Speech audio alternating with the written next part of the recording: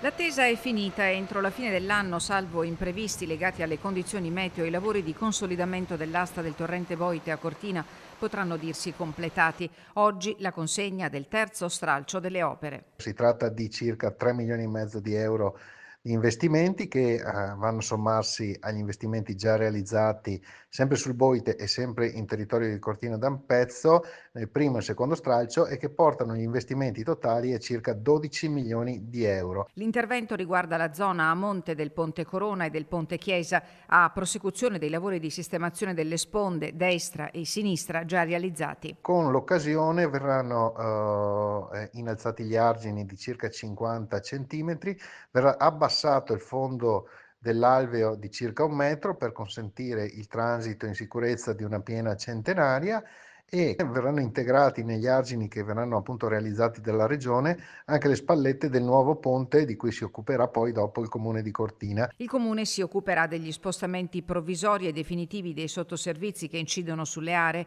e fornirà il materiale inerte necessario per la realizzazione delle piste di cantiere nell'alveo del Boite.